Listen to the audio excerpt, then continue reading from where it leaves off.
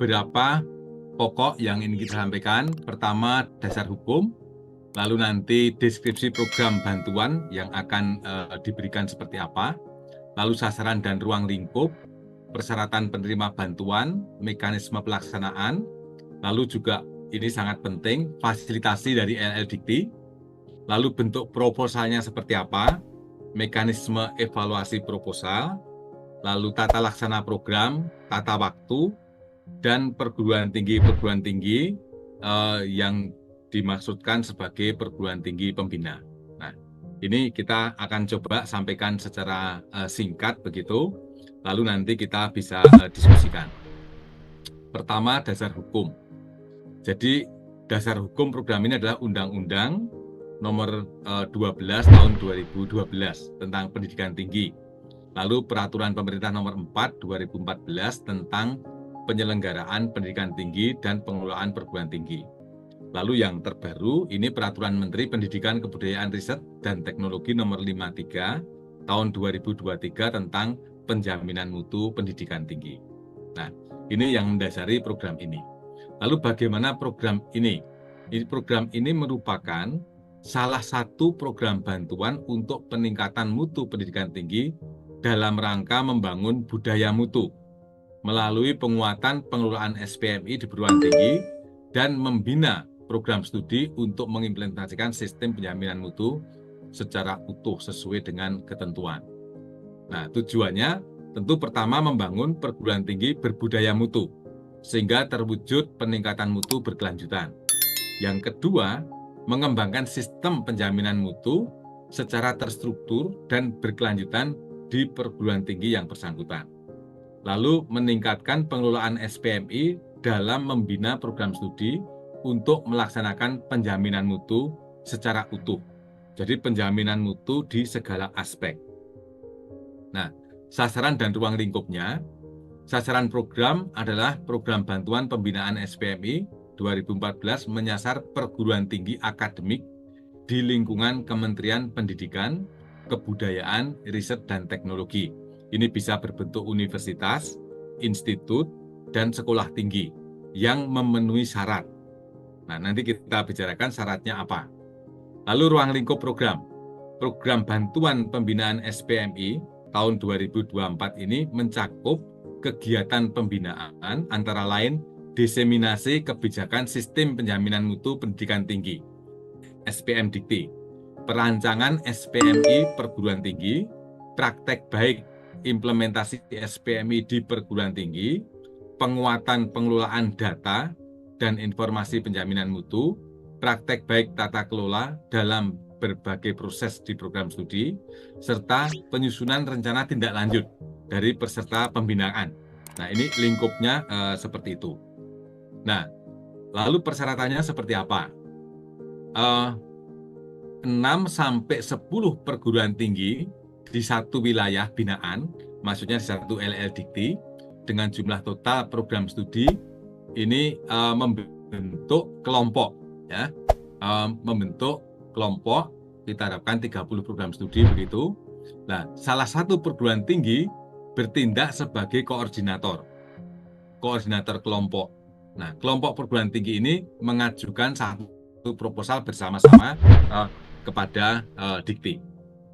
Jadi dalam satu LL Dikti dan dalam bentuk kelompok. Lalu yang kedua, persyaratan yang perlu dipenuhi setiap perguruan tinggi adalah sebagai berikut. Pertama, perguruan tinggi tidak sedang dikenakan sanksi administratif oleh Kementerian Pendidikan, Kebudayaan, Riset, dan Teknologi.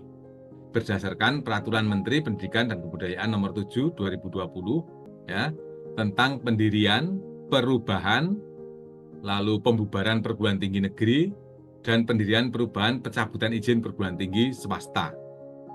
Ini yang pertama.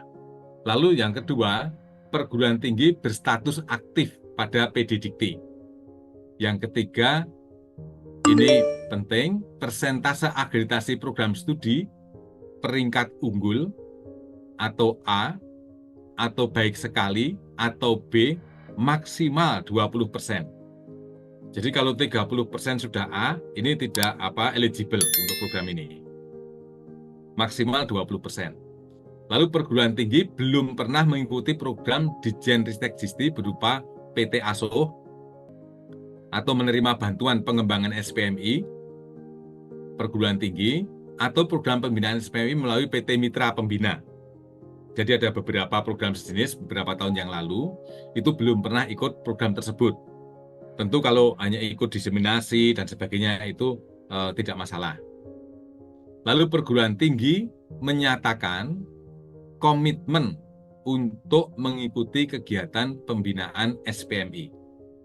Lalu khusus untuk perguruan tinggi swasta, ini tidak sedang dalam proses perubahan bentuk, sebagaimana dimaksud pada pasal 17 Permendikbud nomor 7 tahun 2020. Lalu juga tidak sedang memiliki masalah internal dan atau tidak dalam sengketa hukum. Itu. Lalu persyaratan tambahan untuk perguruan tinggi, koordinator kelompok, jadi dari kelompok itu satu nanti sebagai koordinator, itu yaitu telah mempunyai status akreditasi perguruan tinggi atau APT.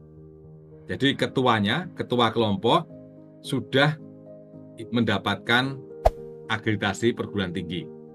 Anggotanya tidak harus, gitu ya. Itu. Lalu bagaimana mekanisme pelaksanaannya? Pelaksanaan program bantuan SPMI mutlak memerlukan tim pembina yang akan melakukan pembinaan pada kelompok perguruan tinggi pengusul.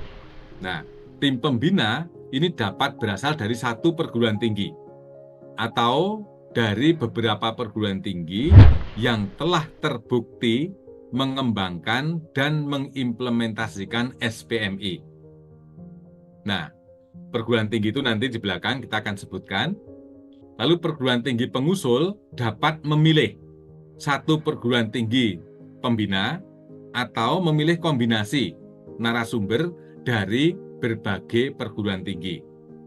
Nah, satu perguruan tinggi pembina ini juga dibatasi untuk membina maksimum 2 kelompok perguruan tinggi.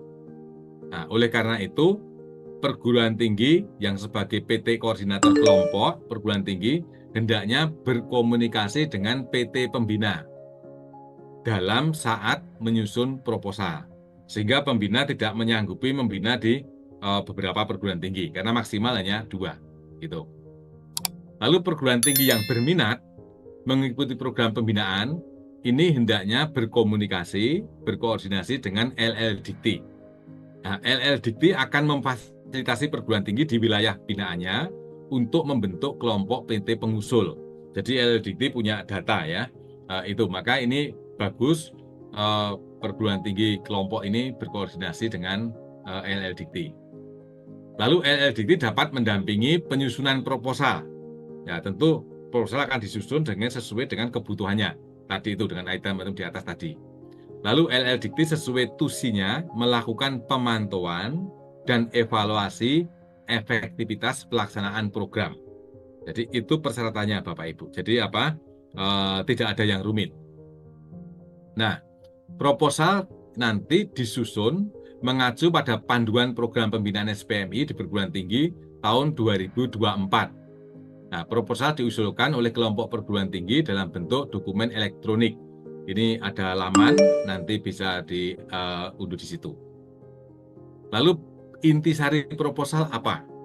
Nah, intisari dari proposal pertama evaluasi diri kelompok PT pengusul. Jadi melihat ke dalam dulu, kelompok PT pengusul ini kondisinya seperti apa. Maka kita lihat nanti evaluasi diri. Jadi kemampuan kelompok pengusul tinggi perguruan tinggi mendeskripsikan kondisi aktual SPMI di perguruan tinggi masing-masing menyangkut kekuatannya, keunggulannya, permasalahan, dan kendala dalam pengembangan dan implementasi SPMI. Jadi kondisi realnya seperti apa. Yang kedua, itu usulan program kegiatan. Tadi sudah tahu kondisinya, sekarang program kegiatan sesuai ruang lingkup program bantuan. Bentuk kegiatan dapat berupa lokakarya, bisa berupa pelatihan, pendampingan, dan atau magang. Nah, komponen penggunaan anggaran dapat mencakup honorarium narasumber, biaya perjalanan, biaya akomodasi, dan konsumsi, serta pengelolaan program. Nah, itu yang kita harapkan. Jadi betul-betul match dengan kondisi internal yang dibutuhkan. Lalu berapa besarnya anggaran? Usulan anggaran biaya maksimum 400 juta rupiah untuk per kelompok pengusul. Ini. Lalu bagaimana evaluasinya? Proposal sudah dikirim, maka nanti akan ada 3 tahap. Pertama, evaluasi administrasi. Evaluasi administrasi dilakukan oleh Direktorat Pembelajaran dan Kemahasiswaan.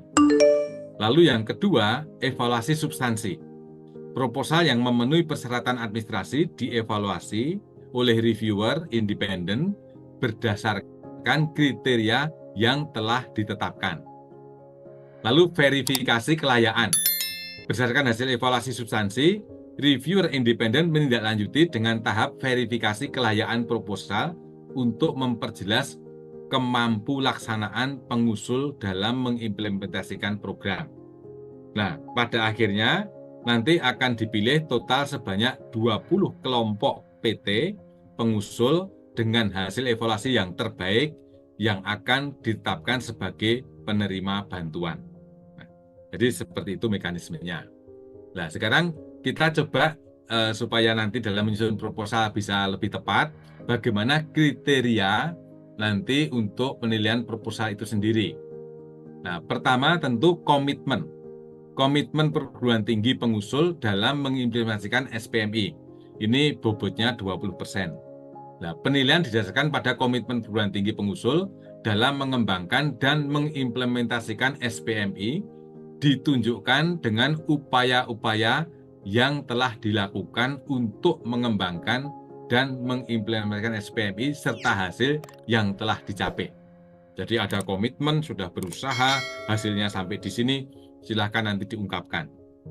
Lalu yang kedua, evaluasi diri kelompok perguruan tinggi pengusul.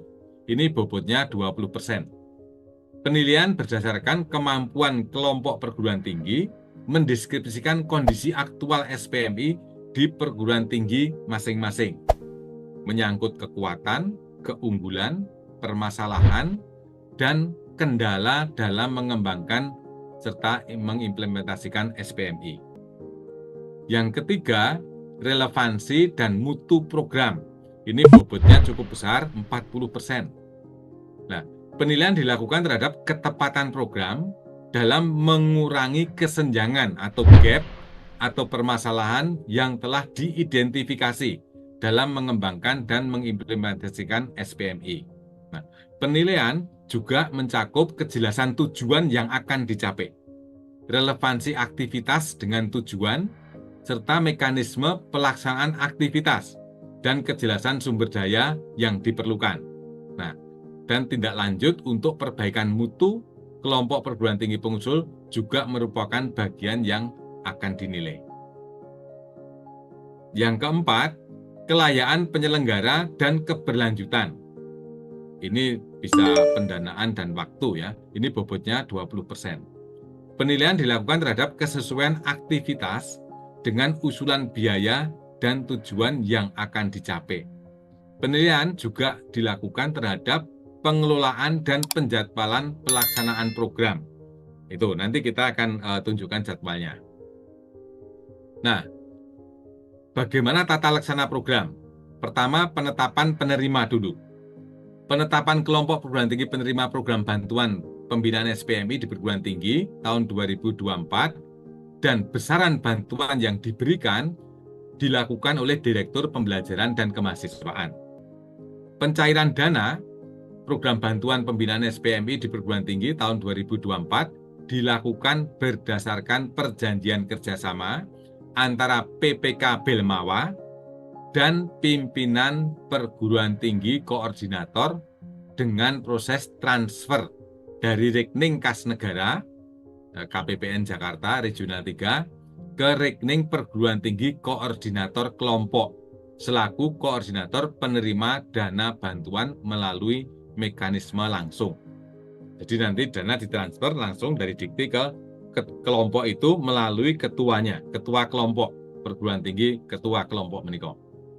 Lalu pelaksanaan kegiatan program bantuan pembinaan SPMI di perguruan tinggi tahun 2024 ini pada bulan Juli sampai dengan November. Jadi Juli, Agustus, September, Oktober, November. 5 bulan. Lalu MONEF akan dilaksanakan oleh tim Direktorat Pembelajaran dan Kemahasiswaan. Lalu akhirnya pelaporan terdiri atas laporan kemajuan dan laporan akhir. Nah, ini tata laksana program seperti itu. Kalau kita lihat tata waktunya, maka dulu Mei sudah mulai diumumkan, 7 Mei, lalu Juni, 19 Juni, batas akhir pengiriman proposal. Jadi masih cukup waktu. Lalu 20 sampai 21 Juni, ada langsung diadakan review proposal. 24 Juni, penetapan hasil review. Lalu 2, 5, dan 26 Juni, ini verifikasi kelayaan. Jadi ini langsung kerja maraton Bapak Ibu. Kami berharap 19 Juni nanti sebelum itu proposal sudah bisa disampaikan.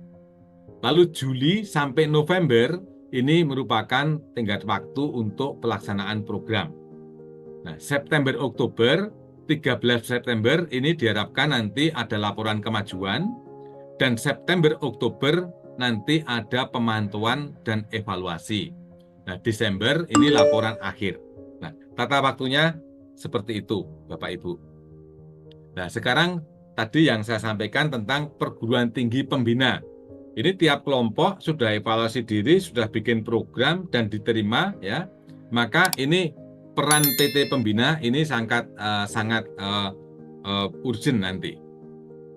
Perguruan tinggi yang ditetapkan sebagai PT Pembina, pertama Institut Pertanian Bogor.